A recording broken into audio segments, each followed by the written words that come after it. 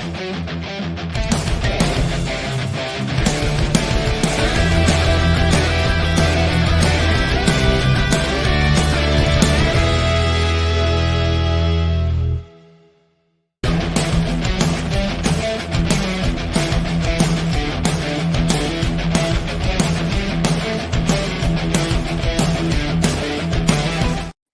there, this is Datila, and welcome to the Wrestling Time Post Show.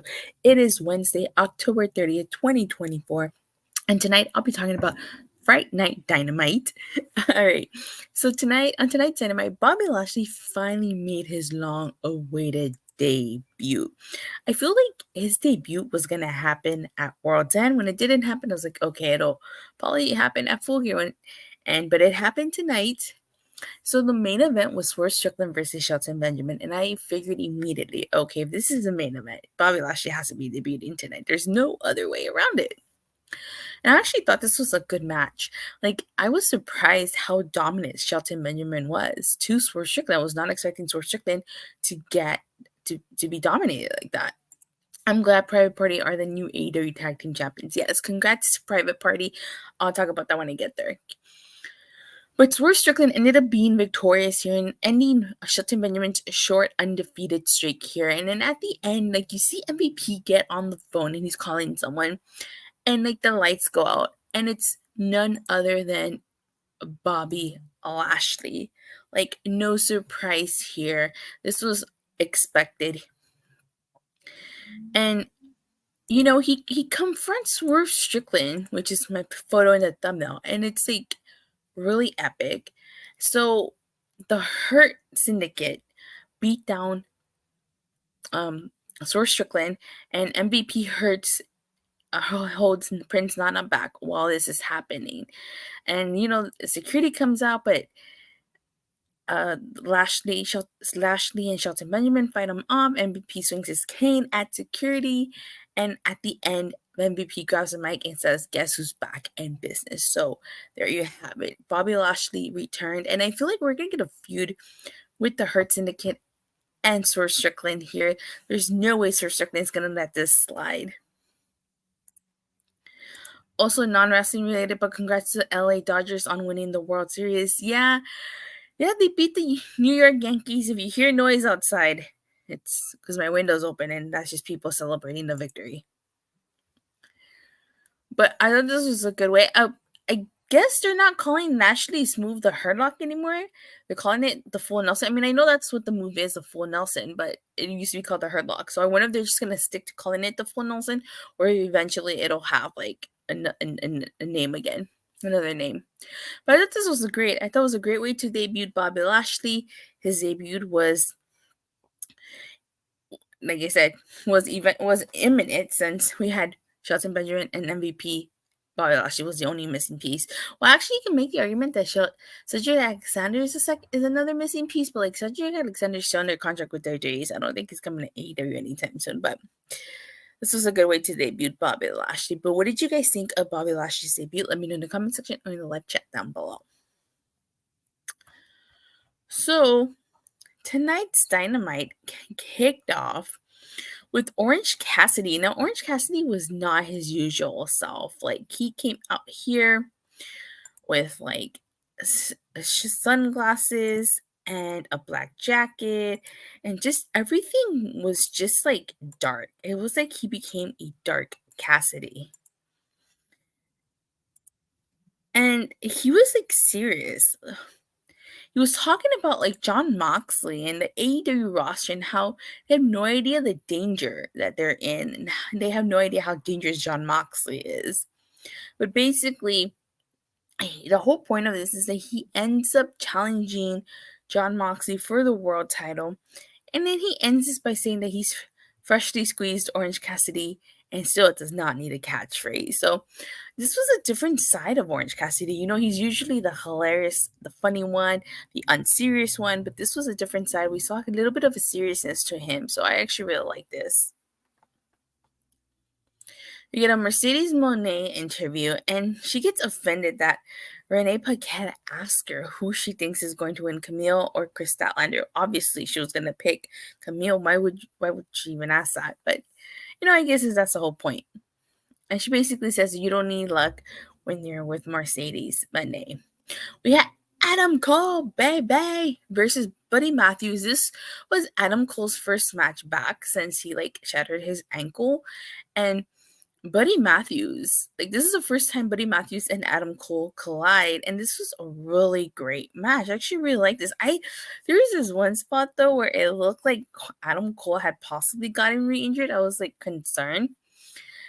But and even the doctor, Dr. Sampson tries to stop him from continuing the match. That Adam Cole's not gonna do that, and Orange Cassidy, I don't think will be new AEW World Champion. The match between him and Jon Moxley should be good. Oh, definitely, I think it'll be good. Buddy Matthews calls Adam Cole a fragile and little bitch. So obviously Adam Cole does not end up leaving, and he finishes this match. But this was great. That Panama Sunrise that he did on the outside and then the boom, I was like, oh my God. That was it. That had to be it. And yeah, it was. Adam Cole was victorious. So great showing by Adam Cole, even though he missed what did it say? He was out of action for a while, 14 months, I think. He didn't look like he missed a beat, honestly. And the interesting thing about this is that Kyle O'Reilly was watching backstage. Now, you guys remember when Kyle O'Reilly came back, he said he wanted to do this on his own. He didn't want anything to do with the Undisputed Kingdom So it's interesting. I wonder if Kyle O'Reilly is going to leave the Conversation. Do you guys know I can never say the faction's name. He's a part of that faction, Mark Briscoe's faction. So I wonder if he's going to leave Mark Briscoe's faction to go and join the Undisputed Kingdom here. So unfortunately, Bobby Fish is no longer in AEW. Always would have gotten the whole Undisputed era. But one of the things I also like about this is the fact that Adam Cole and Buddy Matthews shake hands, and then the lights go out, and Malachi Black takes Buddy Matthews' spot. So it seems like Adam Cole is shaking his Malachi Black's hand instead of Buddy Matthews. And it seems like Malachi Black is going to be Adam Cole's next opponent. So I wonder if he's going to go through the entire House of Black here. Now, remember, MJF told Adam Cole and Roderick Strong that they had to get 3 victories to meet him at Full Gear. So is he going to go through the whole House of Black? If he beats Malachi Black, the only next one would be Brody King. So we just have to wait and see. So we get a private party interview, and I like the fact that Christopher Daniels brings up the fact that SCU were in the same position 3 years ago. Remember, SCU consisted of Frankie Kazarian and Christopher Daniels. And you guys remember there was that stipulation where if SCU could not win, they would split up. And they ended up splitting up. The Bucks did the whole Shawn Michaels, Ric Flair spot where they said, I'm sorry, I love you. And ended up beating SCU. So SCU had to split. And Daniels brings that up here. He tells Private Party this. And he makes mention of the fact that he let Frankie Kazarian down, and they changed the relationship. Things were never the same, and Frankie Kazarian isn't in AEW anymore. That's true. He's over in TNA, which, by the way, he's the king of TNA, in case anybody's wondering. And he just kind of reminds them that the Bucks will do everything and anything to keep those titles. So, obviously Christopher Daniels does not want history to repeat itself here. He wants Private Party to win so that they don't have to split up like him and Frankie Kazarian did back a couple years ago. And even Isaiah Cassidy tells Christopher Daniels that history won't repeat itself because they're leaving with the tag titles. So we get this Adam Cole segment. He's being examined backstage, and he's with the Undisputed Kingdom. Now the only one missing here is Wardlow, but he's basically he gives his flowers to Buddy Matthews, and he's just talking about MJF here, and he mentions how his ankle will probably never be the same anymore. Now Adam Cole mentions 3 people: Wardlow, Daniel Garcia, and Sammy Guevara as people that MJF has betrayed. Like I said, Wardlow wasn't there, and Wardlow is supposed to be a part of the Undisputed Kingdom. I don't know what happened to Wardlow, but he makes mention of him here. And basically, he's promised he's going to get his hands on MJF at Full Gear. And he says 1 down, 2 more to go. So yes, he already got 1 victory. He needs 2 more in order to get his hands on MJF at Full Gear. Which I still think I still believe that the original plan was to do MJF versus Adam Cole at World's End last year, but unfortunately that was not able to happen because of Adam Cole's injury.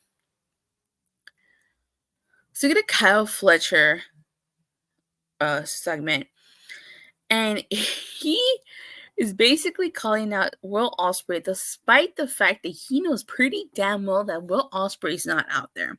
And Will Ospreay doesn't come out, but somebody else comes out. Now, this throws me off a little bit because the United Empire music plays, and I kind of thought, oh, okay, maybe it is Will Ospreay, but it ends up being none other than Mark Davis, who is Kyle Fletcher's tag team partner. They were the United Empire.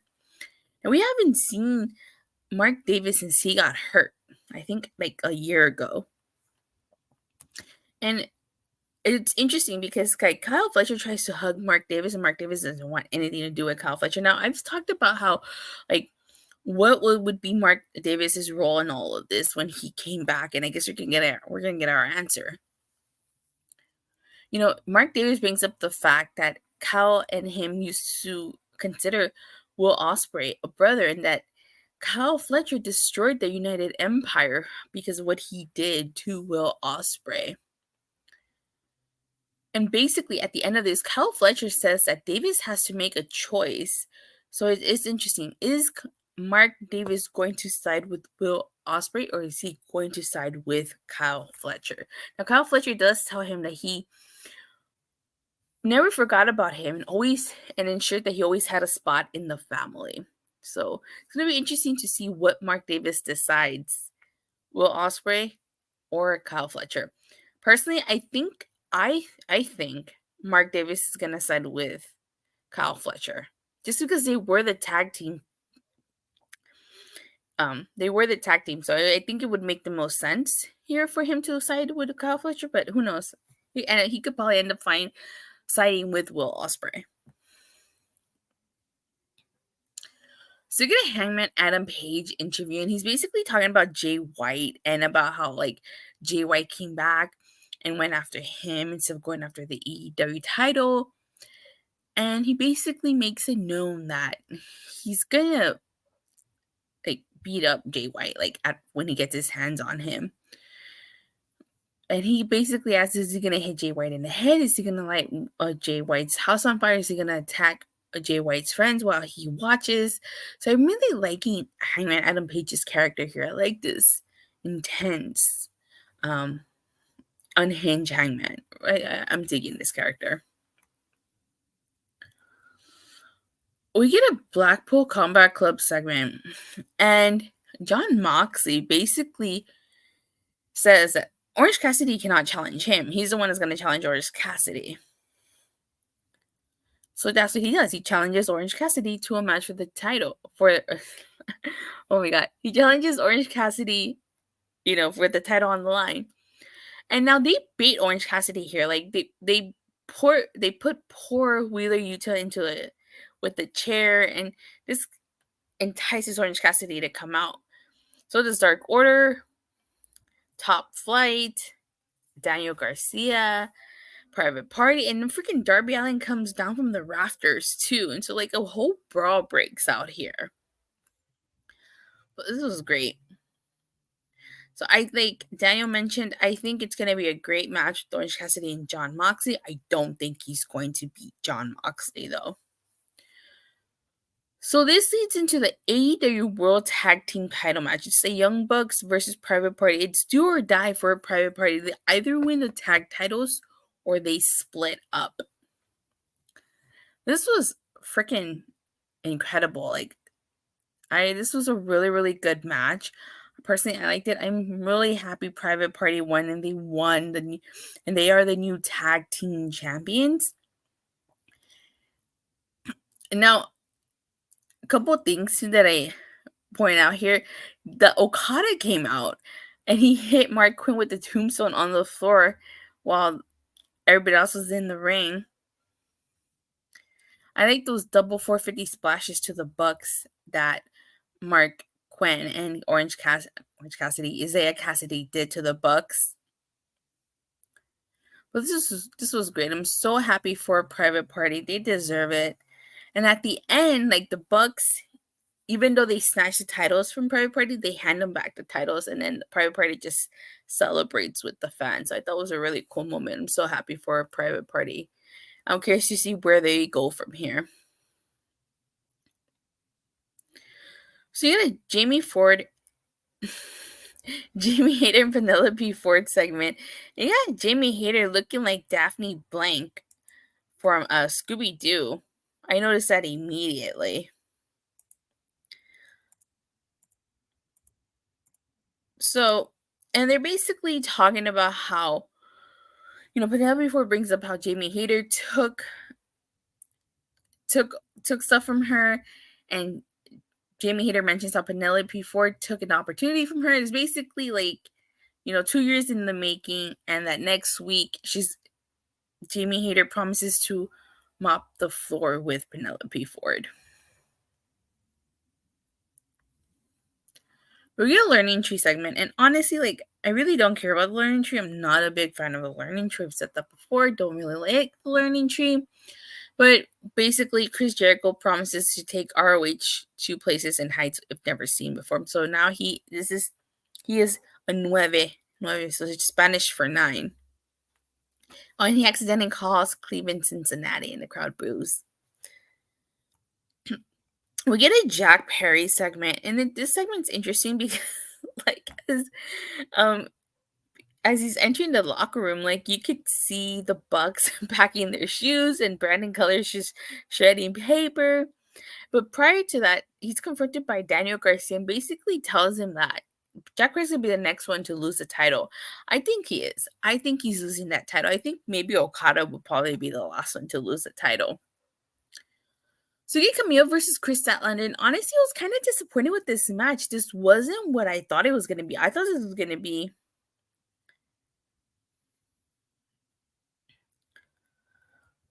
I thought this was going to be much better than it was, but, I just didn't really like this match. Honestly, I wanted more from this. I don't know, maybe it's because they weren't given enough time. Obviously Kamille and Kris Statlander are very talented, but I didn't